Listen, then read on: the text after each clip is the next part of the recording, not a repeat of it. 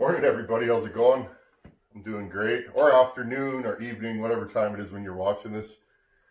Just in the saw shop. What do we have here today with us? 266 SE ported. In a 266 mood lately. Gonna be porting one on the channel soon. And felt like pulling old Betsy down here. This one is probably my favorite saw. I've cut a lot of wood with this saw and it just keeps getting better and better. This is one of those saws, it didn't wake up. When I first put this saw together, it was good, but compression was kind of low. It didn't make sense. And about 10 tanks, 15 tanks in, I can't remember, I was bucking big oak with a long bar and this thing just woke up, and it's been good ever since. That's not what we're here for today, but I looked over and it's like, ooh, a chainsaw. It's the way my brain works. Let's continue in the Cutaway series. What are we going to do today? Let's talk about basic mods and what they actually do. I want to talk about mods that the average guy can do, like a base gasket delete. What does a base gasket delete do? And how can we show that on the Cutaway? I want to show you when you do a base gasket delete, because that's a common thing I get asked. What is it? What does it do? How does it affect the saw? So let's talk about base gasket deletes on this issue of the Cutaway series. This will be number 3. Just going to get you guys set up, and I'll show you the timing wheel again, and we'll show what a base gasket delete does. I have a simple system I'm going to use to make a base gasket in this saw, and then we can have a look at what it does and how it affects the saw when it comes to timing, compression, all that kind of stuff. So without further ado, let's keep going. I'm enjoying this. Okay, we're going to talk about base gasket deletes. Alright, your base gasket. I've put 2 pieces of 25 thousandths base gasket in this mock-up. Okay, I want to talk about your simple base gasket delete. I'm sure a lot of you guys hear that, you read it, base gasket delete. What does it mean? What are you doing? Okay, now I've already zeroed this timing wheel with the stop, just like we did in the last video. Okay, zeroed in both directions. This one was 67.5 degrees, just like it was in the last video, with no base gasket. Okay, so you have a stock saw, and it has a base gasket in it.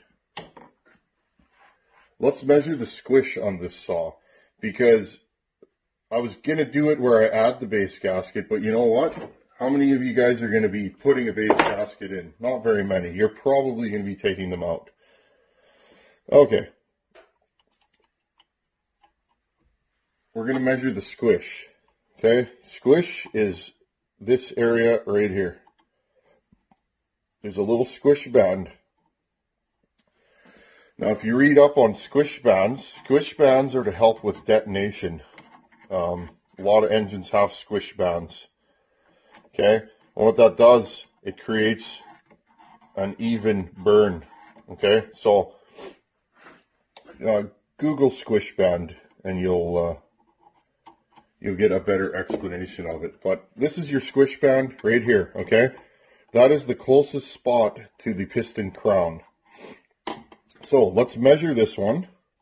Again, we put our solder in there. Let's measure this one and see what is the squish on this saw. Now all you're doing, now this squish is very, very, very tall, stock. All you're doing is squishing the solder. Okay, I have zeroed this out. Take it, put it in between your calipers and measure 52 thousandths. Okay, so you write that down. We have 52 thousandths squish on this saw. I'm going to grab a pen and a piece of paper. I was going to do this in the last video, but I thought, let's break this down into smaller videos. Okay, 52 thousandths squish.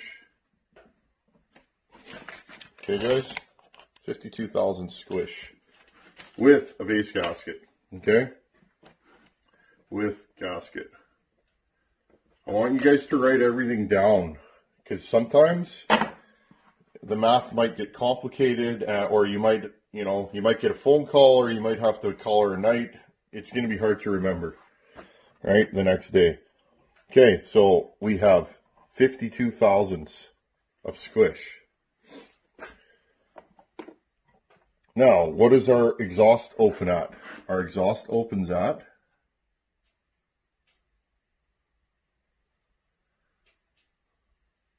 101 degrees. Okay, I'm going to write it down. Exhaust.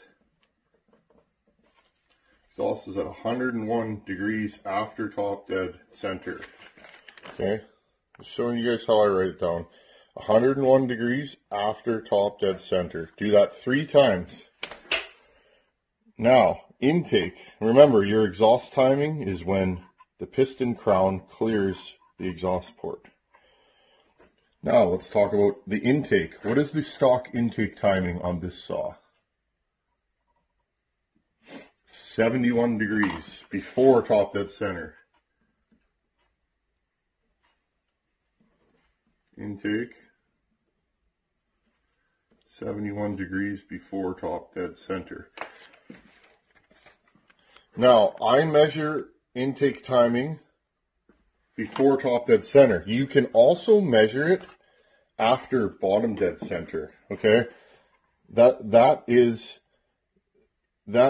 another method. It's fine. It works good. I've always done it this way. Okay, if you want to measure it from after bottom dead center, you would measure it this way. And see how it counts up for you? Okay, so if you're at 180, turn the wheel until it cracks, and again, measure your timing number, okay? You would subtract 71 from 180 and you'd get your timing number. Both ways are correct. Just to show you, my way is not the only way. There's so many ways to do this, guys. I will never be that guy that says, oh, my way is the only way, or, you know, there's so many ways to build a saw, guys. You're not going to hear any of that talk from me. I talk to a lot of different builders, and a lot of them do things I don't, and you know what that does? It makes me interested. It doesn't shut me down. There's so many ways to build a saw. Okay, back on point. The Tin Man likes to ramble. Okay, 71 degrees before top dead center. So these are our base numbers. Now, let's crack. Okay, look. Base gasket delete. This is 25 thou base gasket material. Okay, there's our base gasket delete. Crack this down. Crack this down. Okay, there you go. Now we just did a base gasket delete. Let's take our solder again. Okay, let's check the squish. That's generally the first thing I do on a saw, because everything starts and stops with me from squish. Okay, so we're going to do a basic base gasket delete on this.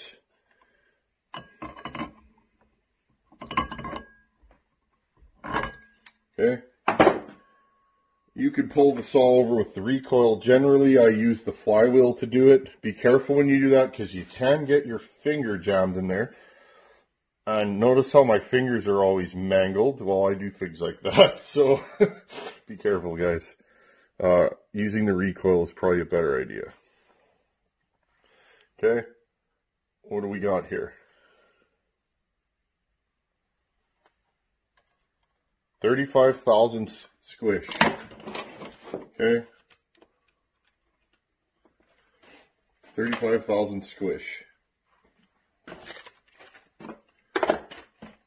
So we have essentially lowered the squish about 17 thousandths. All right, I'm just doing a little simple math so I can show you guys.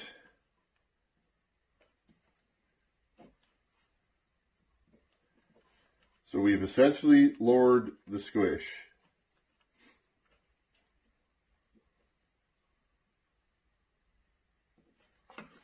Okay, little quick math. 52 minus 35 is 17. I'm just showing you guys the breakdown. Well, this is about 20 thousandths thick, okay? When you reef it down, look, it compresses about 3 thousandths. So we have lowered the timing basically, or we've lowered the Squish basically 20 thousandths. Okay, now, if you start seeing numbers, especially on a 50, I'm going to say 60 cc saw and down, even 70 cc and down, if you start seeing numbers below 20 thousandths here, you be careful, because everything in here as it gets hot will stretch. This rod will stretch a little bit. All this stuff heats up and stretches. You can tap this piston on the top of that cylinder.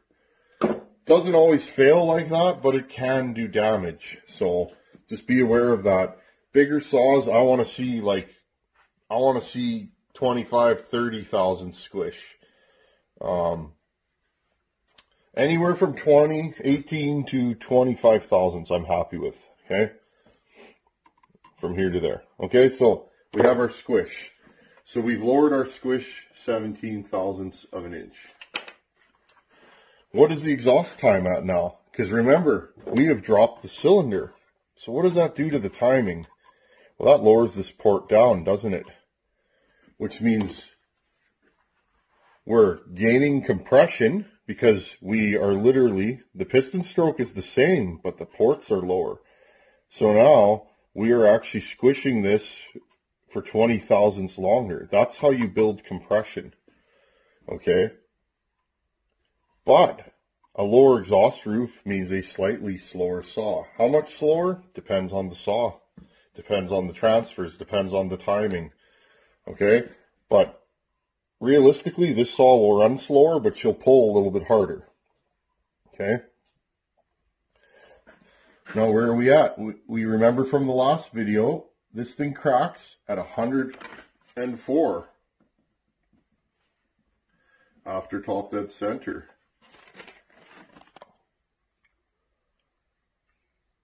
All right? Let's make sure we got that exact.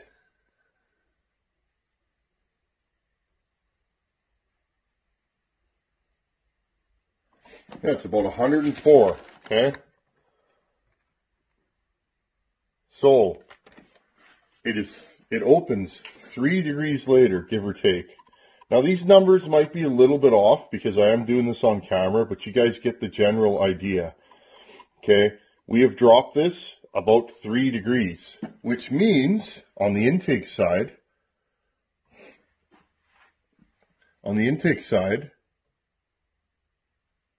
the intake opens at 73 degrees now. Interesting.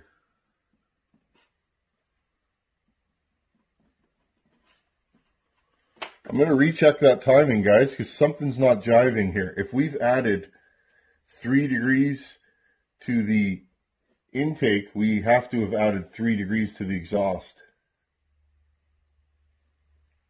So I'm going to say my exhaust timing is 1 degree off, roughly. Yeah, okay. We're going to say the exhaust is at 103. And I'm going to show you guys my mistakes because I got nothing to hide. And I make mistakes, and you guys will too, and that's just part of the fun. If this was easy, everybody would do it. Okay, so we've lowered the exhaust roof 2 degrees, and we've lowered the intake 2 degrees. Does that make sense? So the exhaust opens 2 degrees later. The intake opens 2 degrees sooner. Okay? Now, what does that do to the duration? I'm going to grab our cheat sheet here from the last video. Remember, see? I wrote everything down, guys, so that I don't have to go back and go, well, what did I find? So, we're going to say the exhaust is at 104 degrees, okay, like I said in the last video. Now, what does that do to our timing number? Well, that 2 degrees of timing on your port adds 4 degrees of duration. It gets rid of 4 degrees of duration, okay?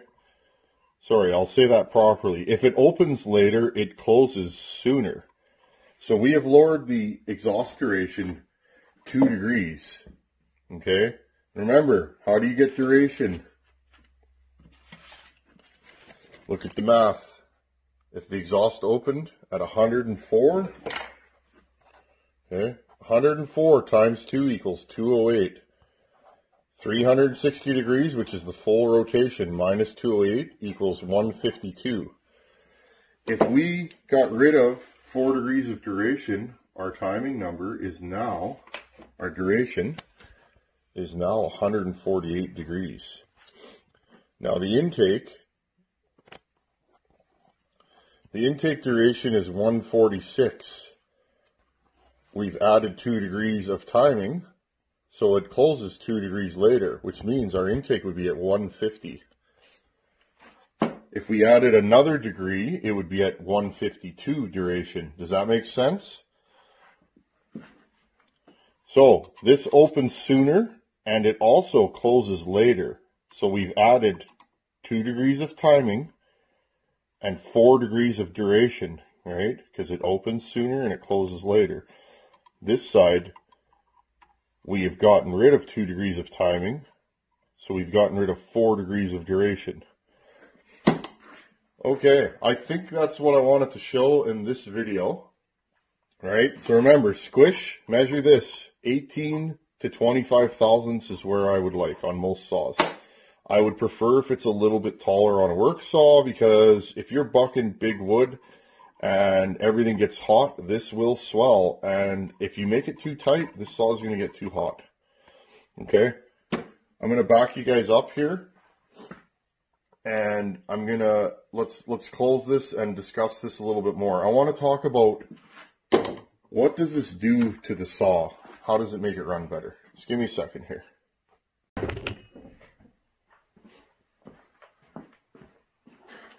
Okay.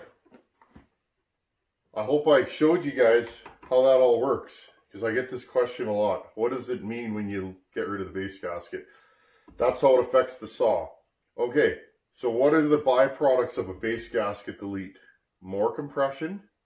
That's the first thing. You're always going to get more compression with a base gasket delete. But you have to be careful that your squish isn't too tight. If it is too tight, you're going to have to make a gasket out of paper, cardboard. Play with your thickness. If you need 10 thousandths, if your squish is, say, at 10 thousandths and you need it to be 20, you need to make a paper gasket that's 10 thousandths to raise it 10 thousandths. If you can't do that, that's where you get into trouble if you don't have a lathe. That's why having a lathe can be very important in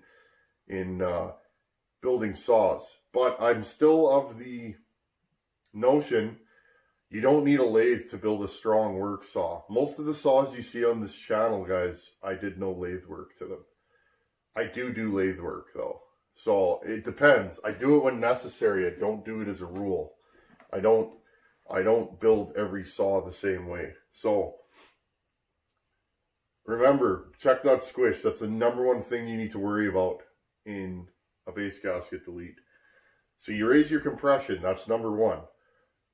#2, you lower the exhaust roof. You're going to slow the saw down a little bit. Depends on the saw how many RPM you'd have to put a tack on it. The saw will pull a long bar with more authority generally with a base gasket delete.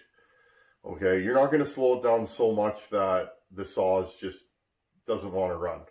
It'll be stronger than stock 99% of the time, in my experience. Okay, so more compression, right, usually means more torque. With a lower exhaust roof means more torque. Intake duration. You are opening your intake sooner. You are filling the bottom end, the crankcase, with more fuel for longer. That's going to pressurize the bottom of the bottom end, right? That's going to pressurize it more.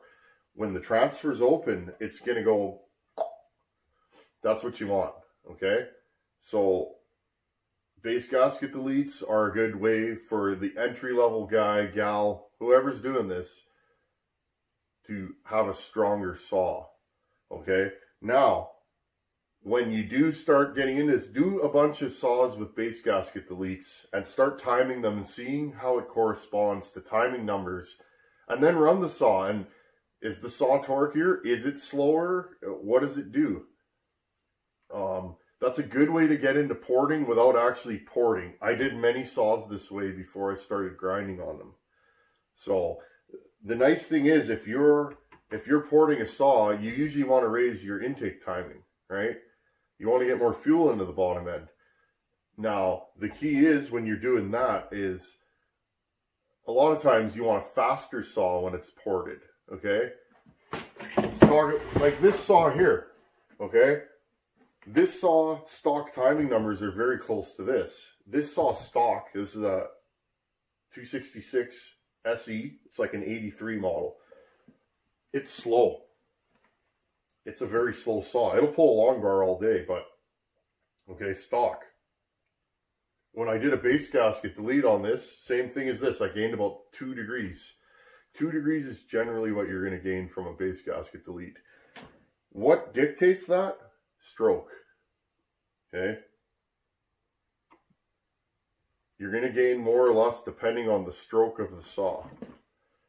This saw, when I ran it with no base gasket, I actually built this saw stock, ran it for 2 tanks and went, I don't like this, pulled it apart and ground on it. Okay, so if you need to speed the saw up, that's when you want to start raising your exhaust roof. But remember, don't raise it too much. That's where you're going to get into trouble. So base gasket deletes, I think they're a great thing for the new saw builder. It's very rare that I've come across a saw that you can't do a base gasket delete. There are some. 562, I can't do it on that. Be careful. If you have your Husqvarnas and the bottom of the cylinder protrudes into the case, make sure that there is enough space under there. If that bottoms out and you're just using sealant, you're going to get leaks, okay? I'm going to close this. Here, guys. This is what I use right here. Permatex Moto Seal. I have never had a failure with this stuff. I have never, ever had one leak through how many saws. I buy this stuff at Canadian Tire. If you're Canadian, if you're in the States, I don't know. It's like 10, 12 bucks a tube. You can use Durco, 1184, Yamabond, Honda Bond. Suzuki has one that the Iron Horse uses. Use whatever you like. A lot of guys argue about sealant. I'm not that guy. Use whatever works for you. And whatever makes you happy makes me happy. I'm never going to be that guy. I believe a lot of these are the same formula in a different tube. I've used enough of them now. I use that because it's readily available in my locality. If you build 10 saws a year, you're going to be working on a tube like that for years. I go through that stuff quite a bit, so I buy it local because anytime I'm getting low, I can just go to Canadian Tire and buy it. So anyhow, there you go. Base gasket deletes. I hope you guys enjoyed the next video in the series. This is number 3. We're going to keep going and going and going. I love this cutaway. I think it's great that you guys are enjoying watching it. As always, thanks for watching. Take her easy, guys, gals, women, children. See you guys later.